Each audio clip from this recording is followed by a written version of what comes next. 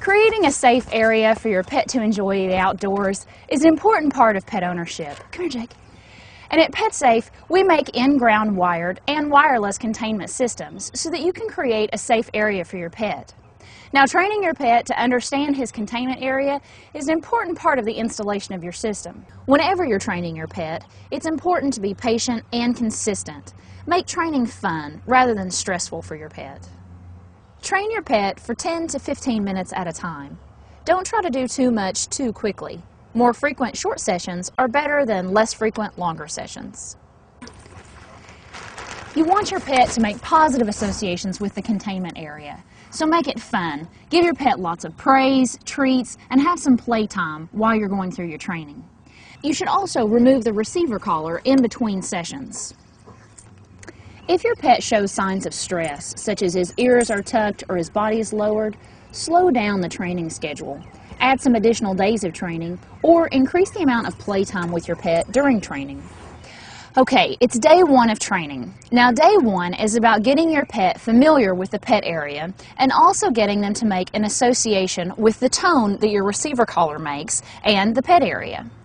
Now, keeping it fun, take your pet and walk them up to one of the boundary flags until they begin to hear the beep of the receiver collar. Let them hear the beep for about 2 seconds, then pull them back. Offer them a treat and praise whenever they do return. It doesn't matter if you had to help them with the leash, you want to praise them anyway. Do this again and again, walking them up to the flag till they hear the beep. Oh, good boy, good boy. You want to try to get them familiar with about 3 flags on day one. You want to keep working with them until they resist going close to that first flag that you started with. Again, offer them lots of praise, keep it fun, and just work in about 10 to 15 minute increments on day one. Now, on days 2 through 4 of your training, you'll want to start using the static correction feature of your collar. Now, if your collar has multiple levels of correction, we recommend that you start on level 2 and test your pet's recognition of this level.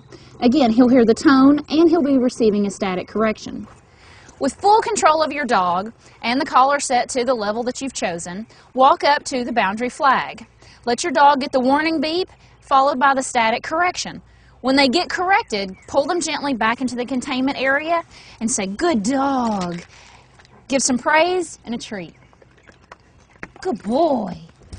Now, if your dog experiences any kind of stress when they get the static, just stop, have some playtime, reinforce the praise using good dog and other treats. And you just want to keep repeating this process of letting your pet get near the flag, hearing the tone, and getting the correction, and pulling them gently back in. And when they come, offer them praise and a treat. Good boy.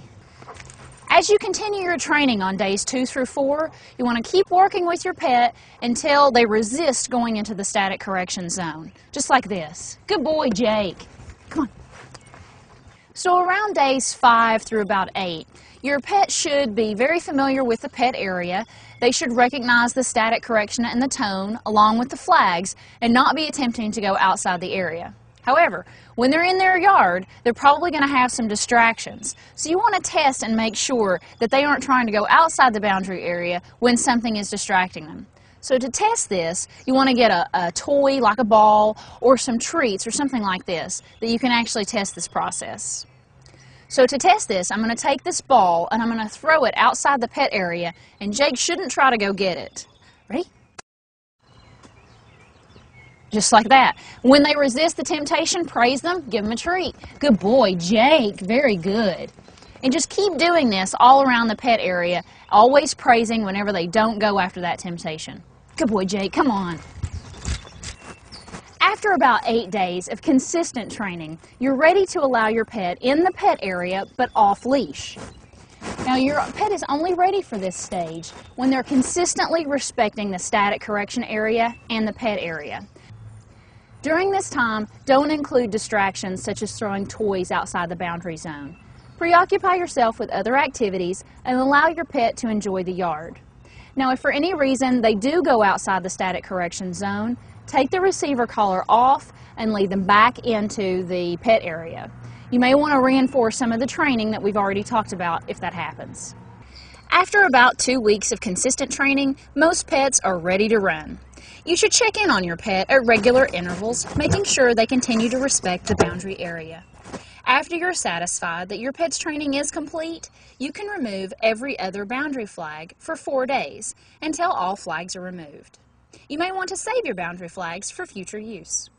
2 final important points to note. If you're going to take your pet out of the pet area, you want to remove the receiver collar and replace it with a leash. You also want to leave the containment area at the same place every time. This will help your pet associate leaving the containment area with you, the leash, and this specific spot. You may also have to give them a command such as "okay" or "let's go" to let them know it's all right to leave.